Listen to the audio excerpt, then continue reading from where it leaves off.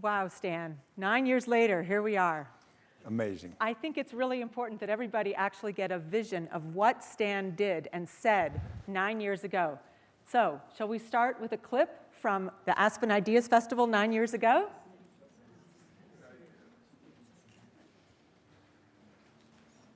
Very interested to hear you say that, because I was at one of these sessions this morning when Charles Murray was talking about the disconnect that is now developed between the very upper classes and the middle class.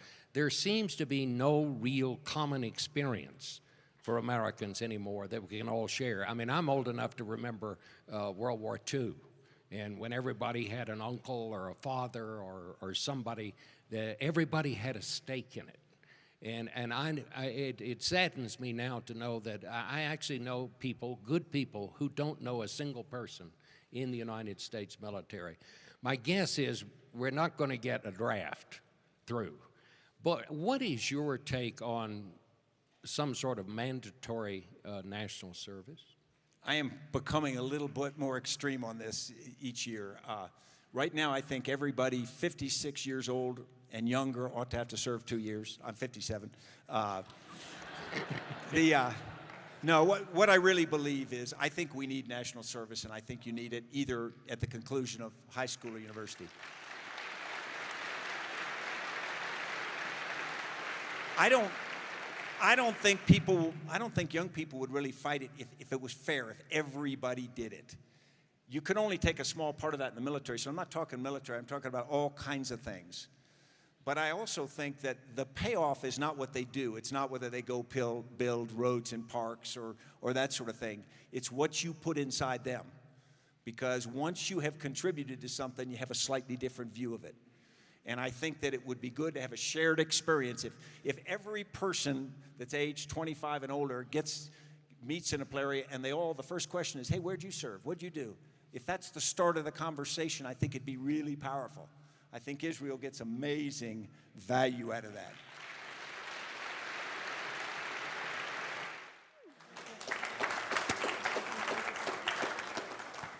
Scaling big ideas is what the Aspen Ideas Festival is all about. And Stan, that was a home run. Congratulations. What a hero you are. Bravo.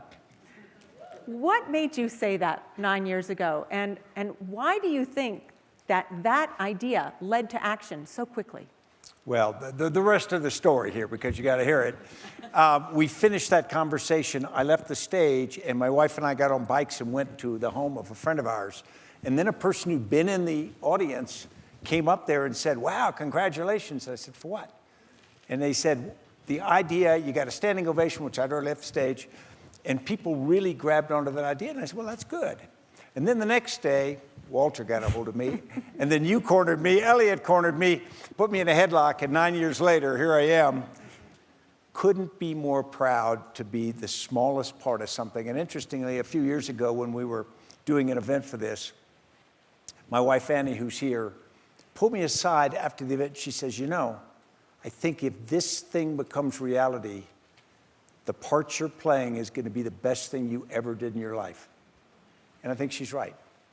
Because the reality is, I had never thought about civilian service while I was in uniform, but when I got out, it became obvious to me that that shared experience and the sense of ownership of part of our society, responsibility to others, is something that every young person has a right to experience. Not just a responsibility, but a right to that time when they are put in a time when we need you, and they stand up. Bravo. You know, many of you may not realize, but we do have a national service small program in this country. It's called AmeriCorps. It was started in 1992 by Bill Clinton. And people are paid about $25,000 a year. And to this day, that's the same thing that they're paid. Pretty crazy. However, even with 80,000 spots in AmeriCorps, there are hundreds and hundreds of thousands of applicants. There is more demand than we have supply for. We have got to fill that need. So, what is it? Why is national service the solution to healing our country post-pandemic? What can we do through national service that will help to heal us? Well, there's a tradition in our country of service, and that service goes widely. And sometimes it was just to your community. It was to your local volunteer fire department or barn raising or whatever. But in the last probably 40 or 50 years, we've allowed the concept of citizenship to erode. If you pay your taxes, if you vote, you know, you've checked the block. But the reality, citizenship was a lot more than that. Citizenship's responsibility more broadly. And because it's eroded, and because we haven't had any call to action that has really World War II-like size, we lack that common connection.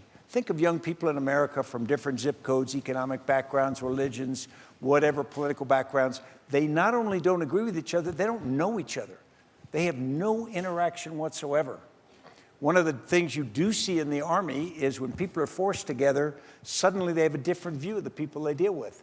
And they walk away with, yeah, they were different, but you know, they're okay. If we could create that common experience, something that everybody does, it starts by connecting people. And then the second is it connects the idea of ownership. Ownership for what happens in our nation in a broad sense.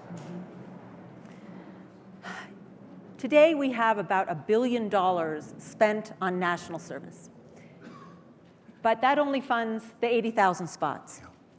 Congress has just appropriated, and President Biden just signed, $1.4 billion more through the COVID Relief Act so that we can use national service as a way to support this country after the pandemic.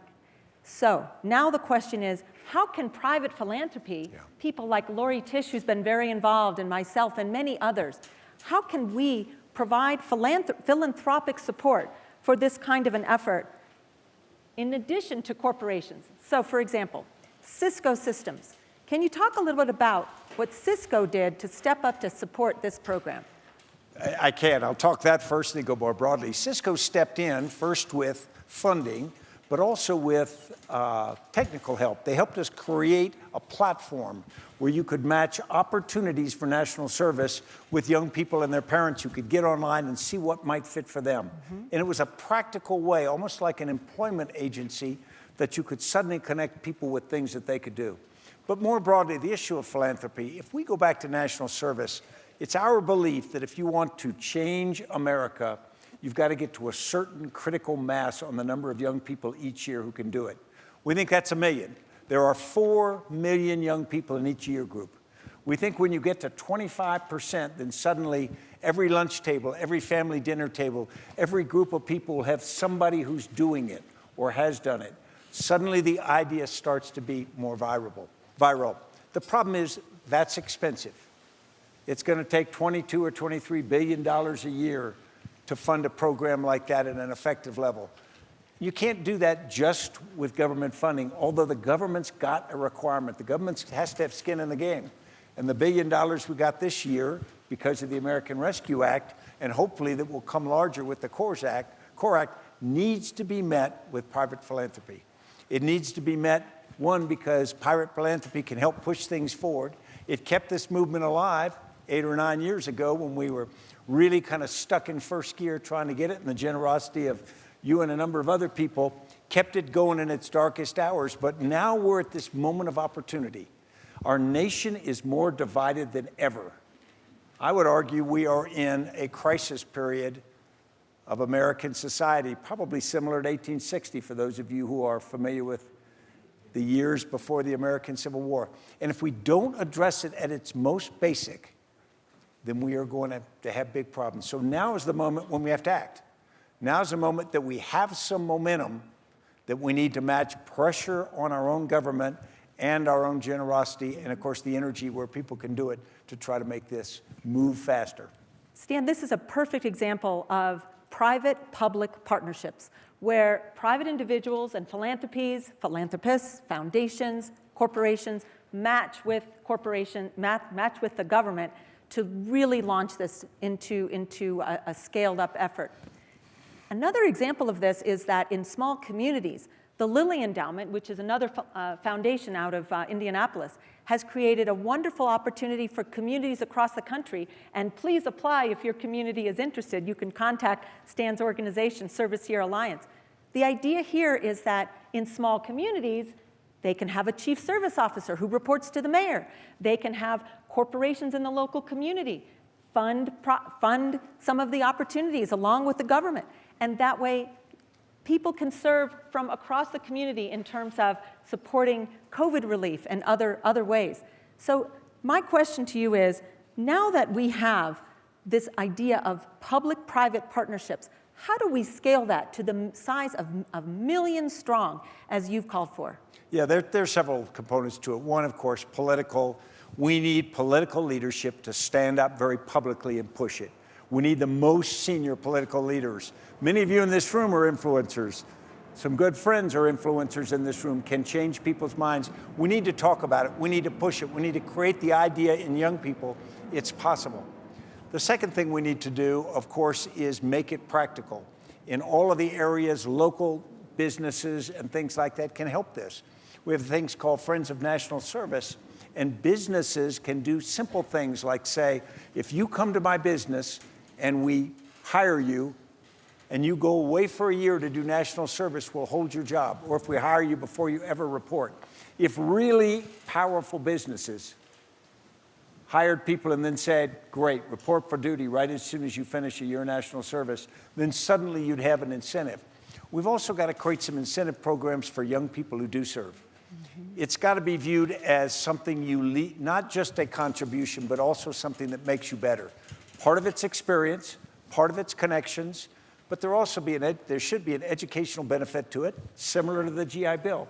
Because I think civilian service is the other side of the same coin of military service. It should be viewed exactly the same way, and we should use the term veteran to apply to people who serve the country in whatever fits best for them. And if we put all of those things together, a combination of incentives for young people, the idea, and then there should be a little bit of coercion. And the coercion I talk about is, if somebody wants to run for Congress, and they are an ambitious young person, they get up behind the podium, somebody asks them, where did you serve? How did you serve? And if they look down at their shoes, they ought to want to escape from the stage right away. That kind of pressure are things we can do for our society that I think would be really valuable. You know, we talk about the expectation of service, and our two children both served. They both did some time working in Congress, supporting U.S. senators, and they understood, as a result, the bureaucracy and sometimes the inaction of our government, and yet they understood that that's the way to scale, and that's the way actually to get things done.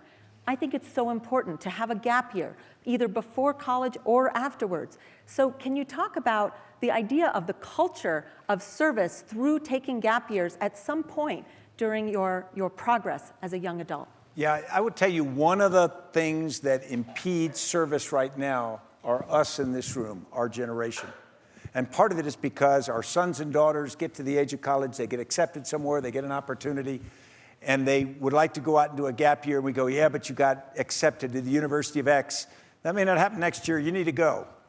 So we don't talk about it. We don't push them hard enough. So I think one thing is to have that conversation at home. Second, in places like schools, create that idea that says, if I teach at Yale, if someone applies to Yale, there ought to be two piles for applications. One for people who've done national service and one for people who haven't. And the people who've done national service ought to get a little bit of another look. They ought to say, and that's good. I select people for my class every year. We hand select them. And I will tell you, there are very few in there that haven't done some kind of service, just trying to send a message. So I think we can do those kinds of things, which will make it a little bit easier for to serve. You know, if you think about a gap year, almost all of us would be better if we'd taken a year off. If I'd taken a year before I went to West Point, I would have been a better cadet. I could not have been a worse cadet, but the bottom line is I would have been better. Even in the middle of, if I'd gone 2 years to school and then gone off and done something, I'd have come back better. We just don't have it in our habit right now to do that, and we need to create that opportunity. So you talked about the serviceyear.org website. I would urge all of you to take a look at serviceyear.org because, as Stan mentioned, you can go on there and actually list your criteria. I want to serve in healthcare or in education, and I want to start in New Orleans, and I want to start in September, and a list of opportunities will actually come up. It's really quite an extraordinary way for us to now make it so accessible to do national service. And with that, you've got a whole new opening to young people. Don't you think colleges and universities should promote that too? Well, and I've spoken to every college president I can think of. And I'll be honest, I get head nods. I get, yeah, that's a great idea. And I go, will you do it? And they go, and some have, but it's been a minority. We have to put pressure, we who donate to colleges, we who teach at colleges, we need to put pressure on leaders to make hard decisions, just like I talked about business leaders. If Goldman Sachs, and I talked to David Solomon about this, I said, if you wouldn't hire anybody that didn't do service, it would send a powerful message. But we've all got to take a little chance in doing this. And, go back to why it's important. We are not going to fix the problems in our country. No one in this room above the age of 50 is going to fix our problems. We are going to hopefully enable it for younger people to fix it. If we don't give them the chance to do that, if we don't get upstream of it, if we don't create in them the opportunity and the values, it's not going to happen. And if it doesn't happen, then I think we all need to be concerned. Absolutely. I'm going to ask one or two more questions, and we'd love to ask you all to raise your hand, and I'll be happy to call on you so that you can ask General McChrystal a question or two. You mentioned the idea of bipartisanship and that Congress has to act. Yeah. So right now we have this piece of legislation that you mentioned, the CORE Act, C-O-R-P-S. It stands for Cultivating Opportunity and Response to the Pandemic Through Service. This has 9 Democrats and 9 Republicans in the Senate co-sponsoring. It's unbelievable. Chris Coons, Roger Wicker, Marco Rubio, Cory Booker, Roy Blunt, Lindsey Graham, John Cornyn, Bill Cassidy, and late John McCain was a supporter before he passed. We've never seen that kind of bipartisanship. It would increase the number of opportunities. It would double them to 150,000 to provide 600,000 over the next 3 years. And it would be focused on unemployed youth and others looking to assist their local communities. Senator Wicker said, helping our nation respond to and recover from the coronavirus outbreak will require an all-hands approach. Boosting the ranks of our service corps is a cost-efficient way to get communities the help that they need. This is such an important piece of legislation. What are we doing at Service Year Alliance, and what have you been doing as you've talked to your colleagues in the Senate to try to make sure that this thing passes? Well, pushed it hard. And of course, to me, because it's bipartisan, it should give political leaders a place to say, look, I'm bipartisan, look what I just did. And that's sort of craven politics, but I don't care if that works. The other thing we need to do is try to get the most senior leaders to make it part of their agendas. Get Senator McConnell, get Senator Schumer, get President Biden to stand up and say that this is a priority for them. And then you give overhead cover for other people to come in and move that. But again, at the end of the day, we've got to provide the pressure for that. Absolutely. I have one more question, then I'm going to take your questions. It seems that we have, between now and the 20th anniversary of 9/11, to really call this country together, to push for this new and big idea, passing the CORE Act and really scaling up this idea of national service. So the Service Year Alliance, under General McChrystal's leadership, is creating a new campaign. It's being called the United Through Service National Campaign.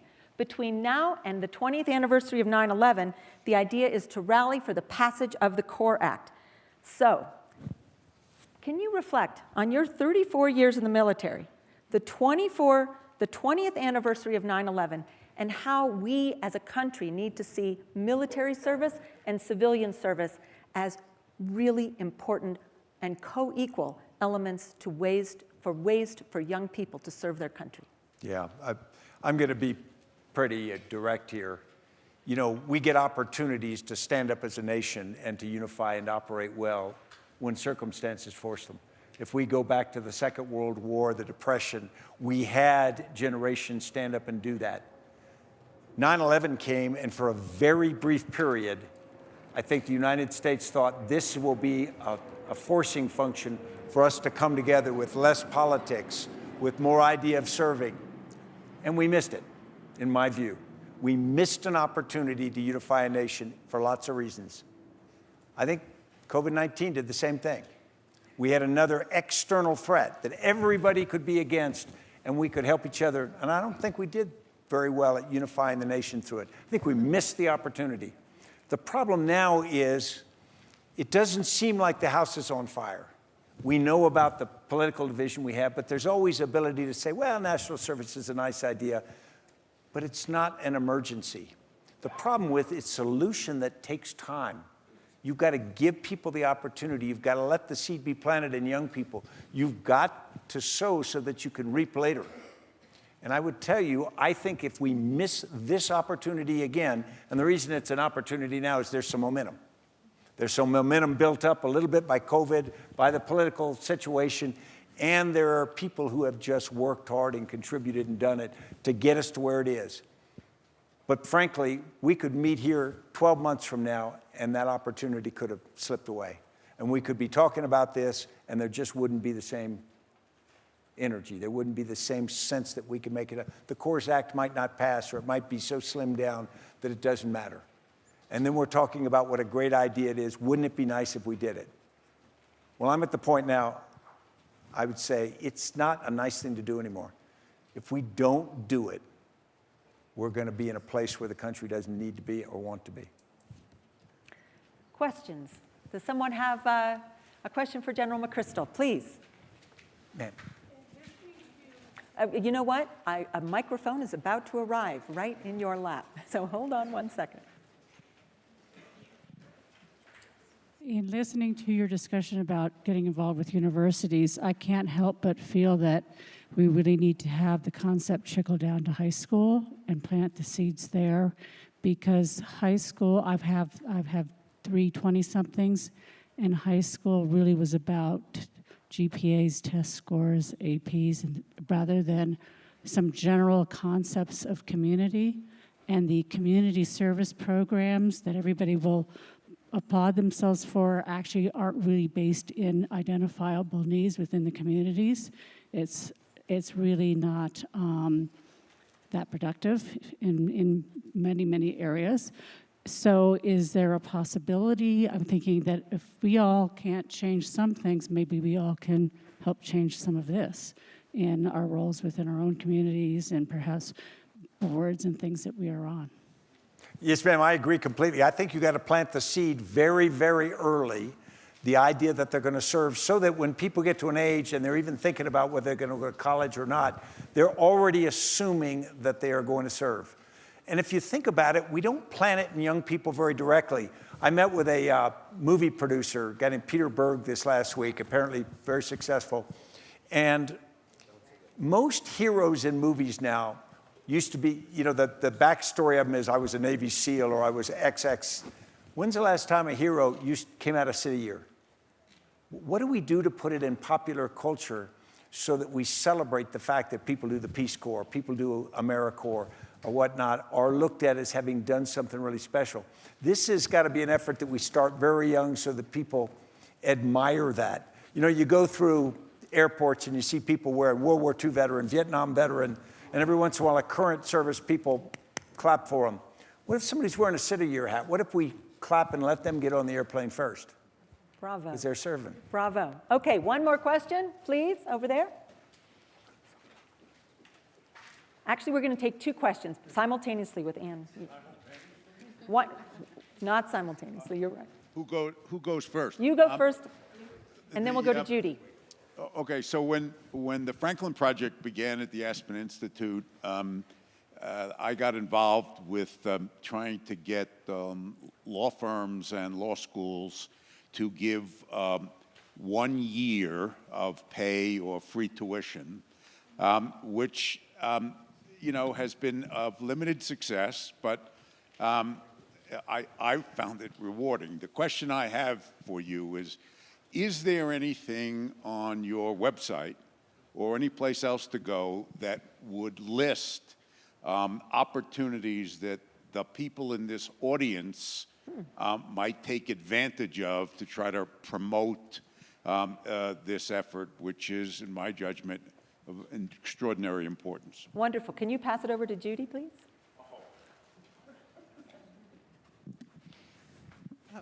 Laura, I'm sure both of you are very familiar with Teach for America, and Teach for America now has many, many alums that are spread all through the education system in America. And I would think that if you all made a relationship with Teach for America, they would be able to help instill this idea that you want service when they graduate from college. You're very lucky because Walter Isaacson was just recently the board chair of Teach for America, so we have a connection. Great idea, Judy. Okay. Absolutely.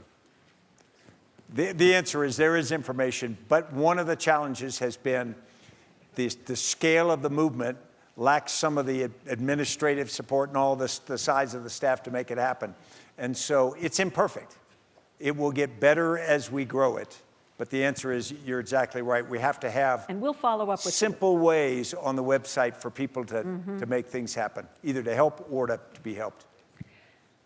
Come see us at the speaker's reception after the three speeches this afternoon. And Stan, you really are a national hero to so many of us. We are so grateful to you for taking your